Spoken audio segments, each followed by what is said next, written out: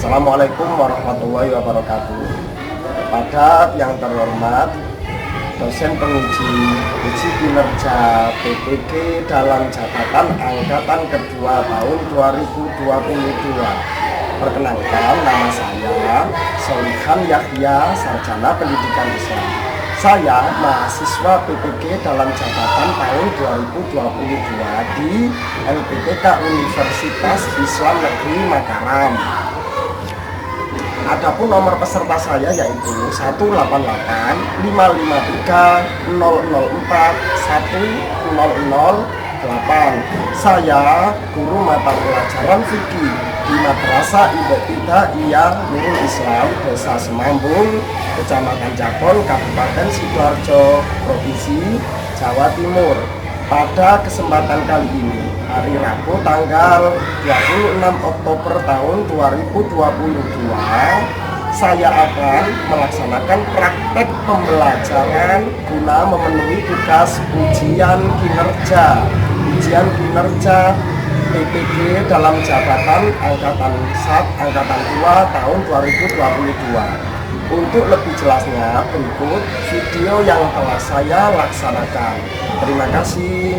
Mohon untuk saran dan kritikannya dari dosen penguji agar kedepannya pembelajaran dapat saya terapkan di sekolah agar menjadi lebih baik. Assalamualaikum warahmatullahi wabarakatuh. Pagiku cerahku, matahari bersinar, ku gendong tas merahku di pundak. Selamat pagi semua, ku nantikan dirimu di depan kelasmu, menantikan kami. Guruku tersayang, guru tercinta, tanpamu apa jadinya aku? Tak bisa baca tulis, mengerti banyak hal. Guruku, terima kasihku. Nyatanya diriku kadang buatku marah, namun segala maaf kau berikan.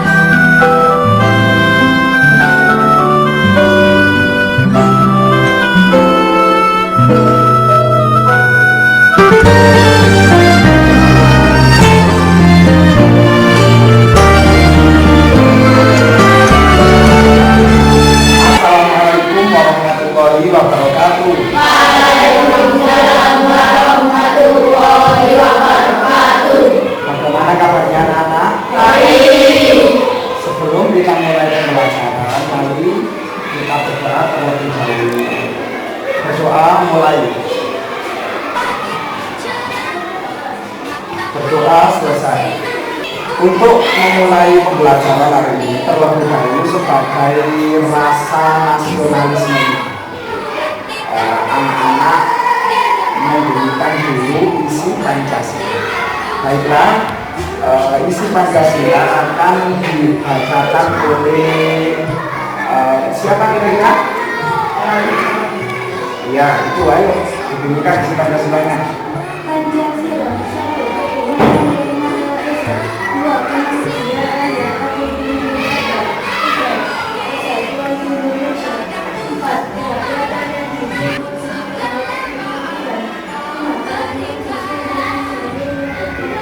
Baik, terima kasih anak-anak.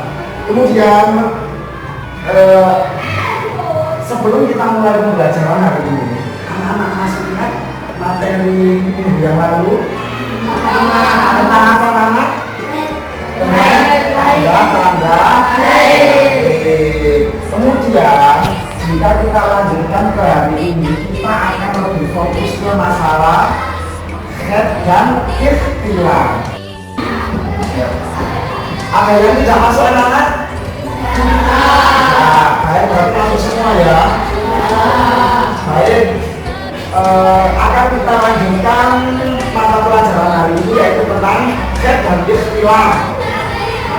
Kemudian sebelum itu dikeluarkan dulu buku tulisnya, dipersiapkan sekarang.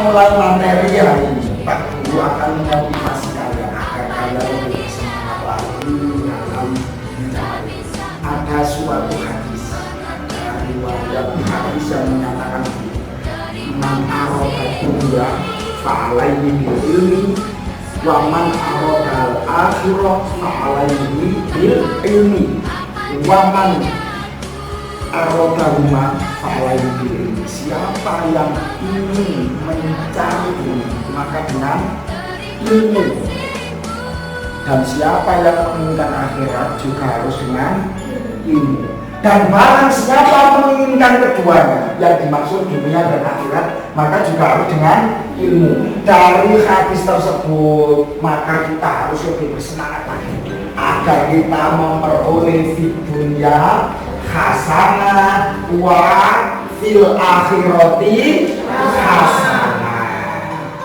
Lanjut lagi ada benar. Ini jawaban. Sebelum Pak Guru melanjutkan, Pak Guru akan menyampaikan tujuan pembelajaran kita hari ini. Tujuan pembelajaran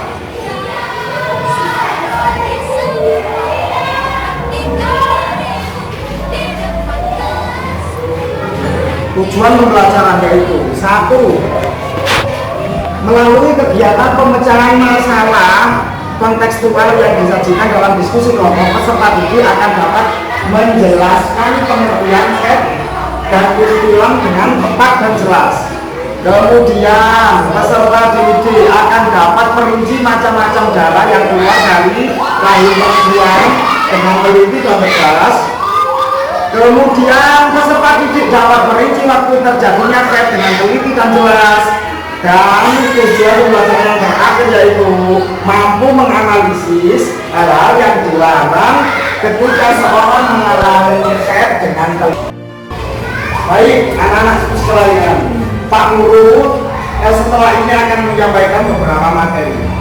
Materi coba anak-anak simak dengan baik, anak-anak perhatikan, kemudian anak-anak pahami, karena nanti Pak Guru akan menjadikan kalian ini forum diskusi menjadi 3 kelompok.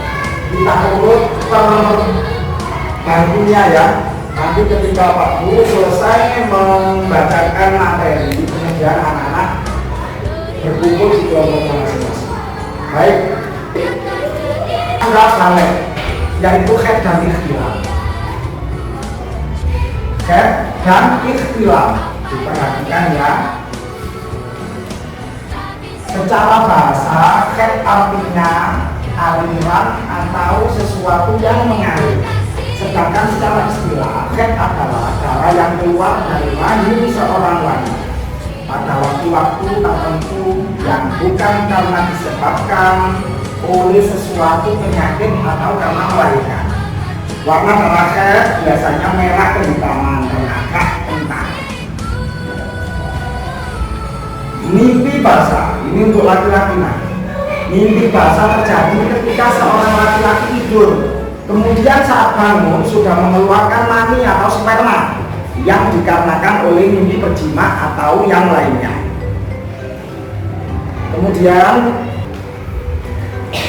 Kemudian waktu terjadinya head beserta siklusnya.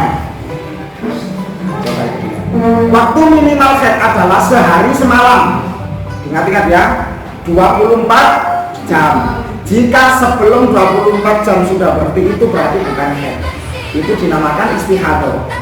Tapi umumnya head terjadi selama 6 sampai 7 hari. Dan waktu paling lama atau maksimal adalah 15 hari 15 malam.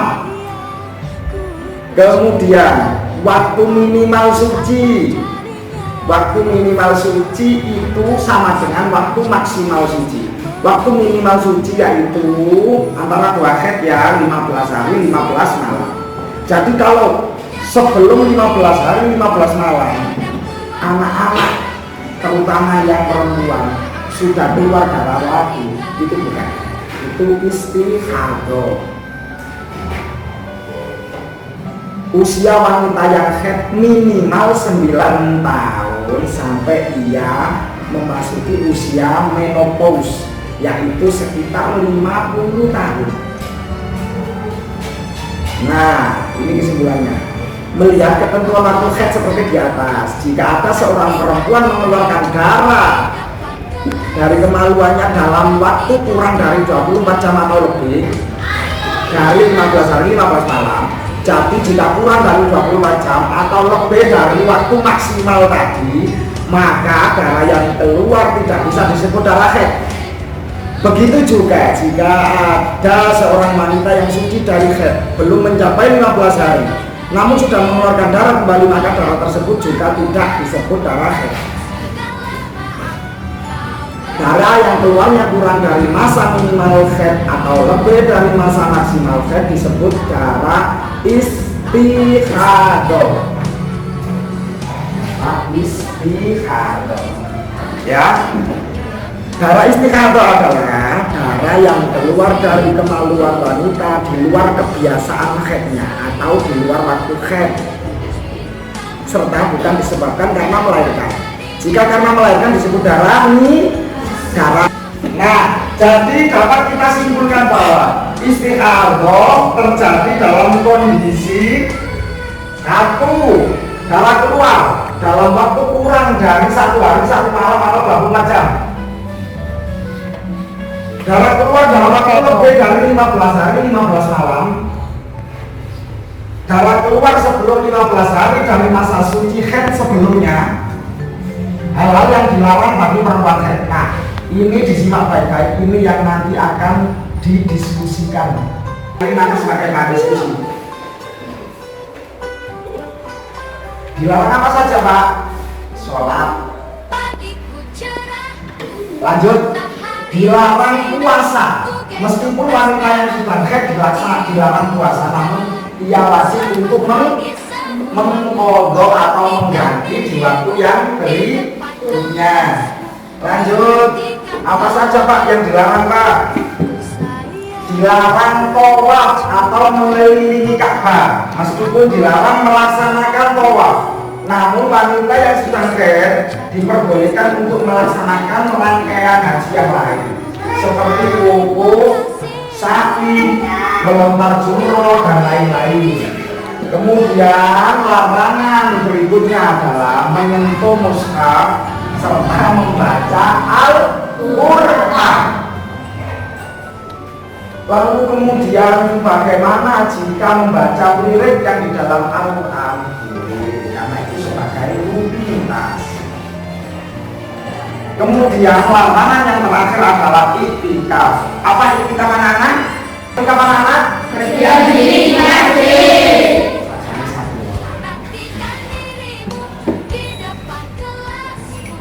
Nah, seperti gambar ini contohnya. Hal-hal yang dilarang bagi orang yang sedang junub atau ikhtilaf sebelum Isya. Sholat tadi ya, kemudian tawaf. Apa tawaf tadi? Yang apa? Ya, betul. Kemudian dilarang menyentuh, membaca Al-Quran. Terakhir dilarang iktikaf. Nah, demikian yang dapat Pak Guru sampaikan. Semoga menjadi ilmu yang bermanfaat.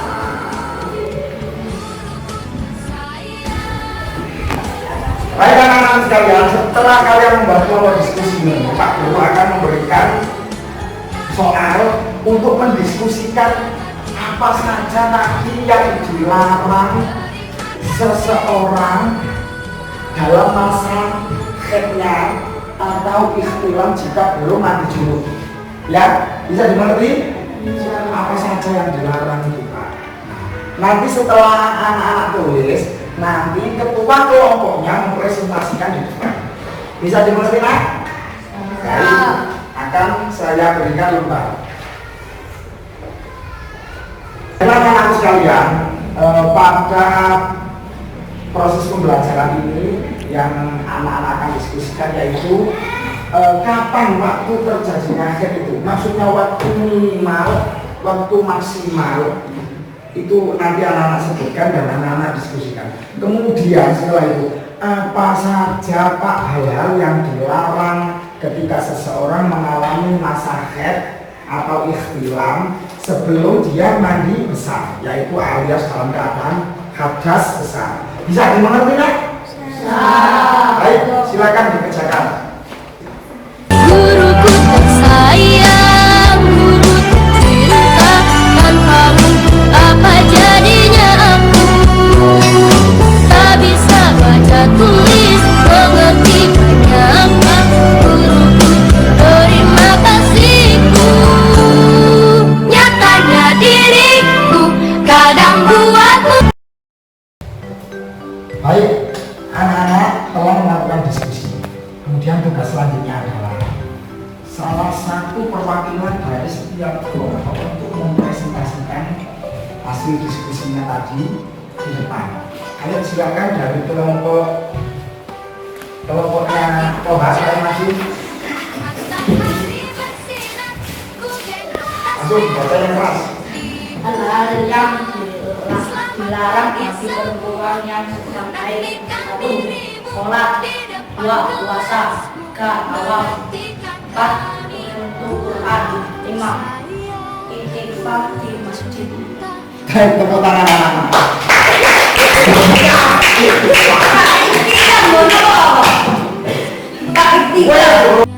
Kemudian kelompok kedua akan dibacakan oleh perwakilannya siapa? Ya, ayo maju.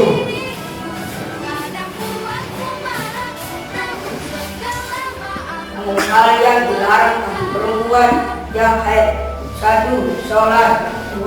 Puasa, 3. Tawaf, 4. Menyentuh Al-Quran, 5. Iktikaf di masjid.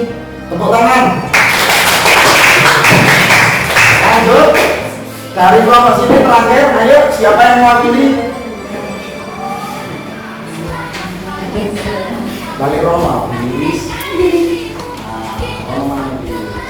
Hal-hal yang dilarang bagi perempuan yang sedang haid: 1. Sholat, 2. Puasa, 3. Tawaf, 4. Menyentuh Al-Quran, 5. Iktikaf di masjid. Tepuk tangan anak-anak.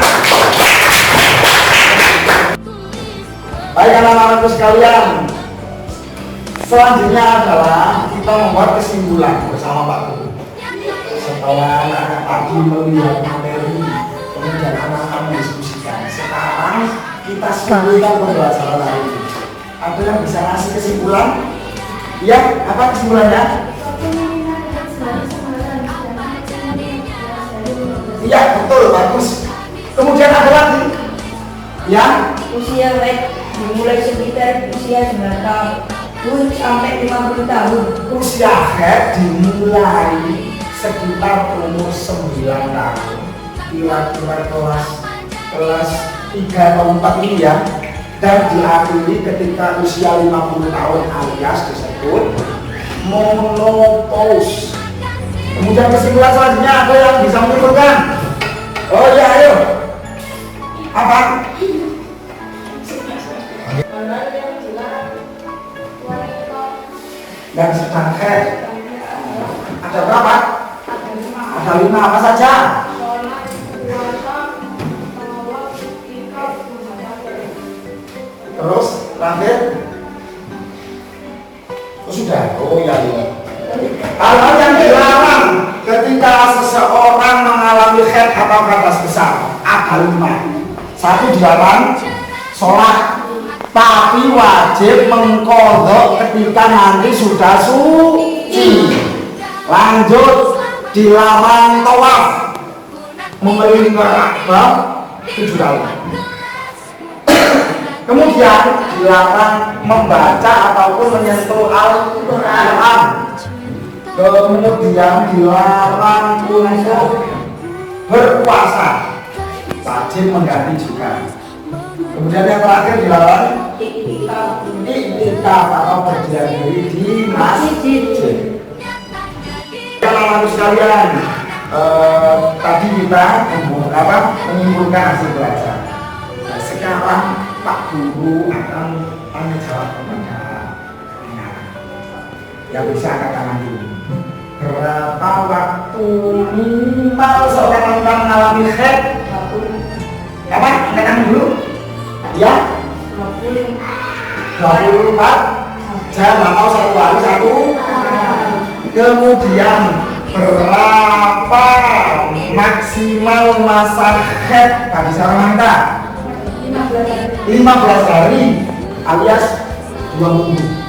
Namun kalau menurut adat pada umumnya wanita haid itu cuma 6 sampai 7 hari. Selanjutnya, berapa kira-kira usia wanita mengalami masa berhenti haid atau menopause?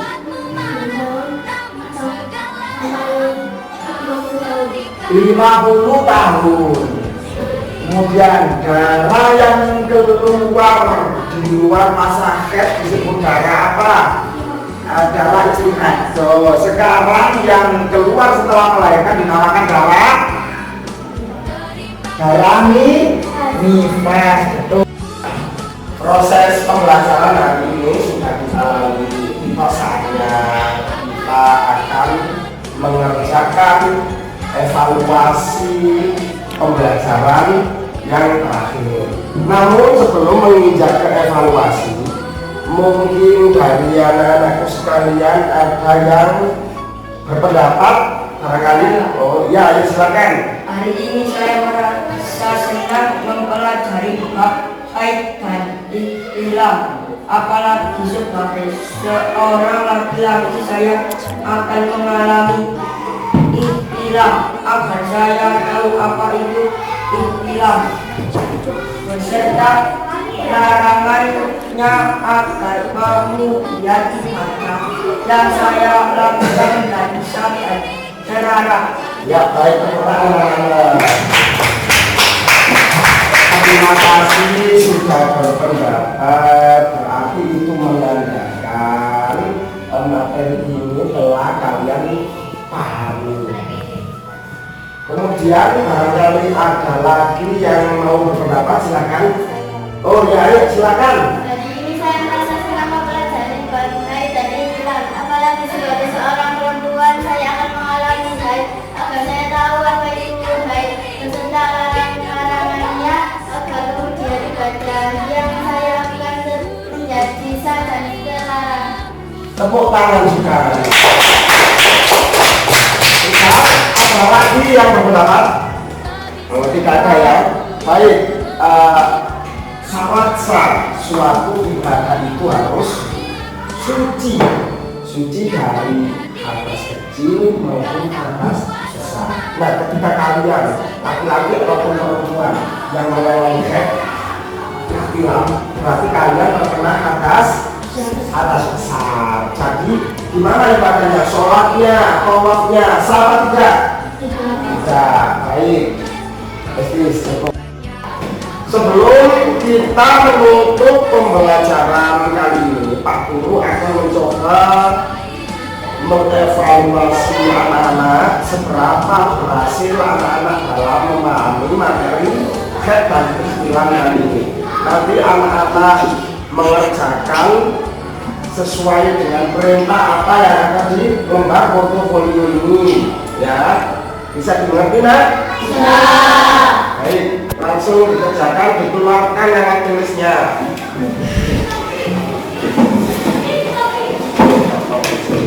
Guruku tersayang, guru tercinta, tanpamu apa jadinya aku? Tak bisa baca tulis, mengerti banyak hal. Guruku, terima kasihku. Nyatanya diriku kadang buatmu marah, namun segala maaf kau berikan.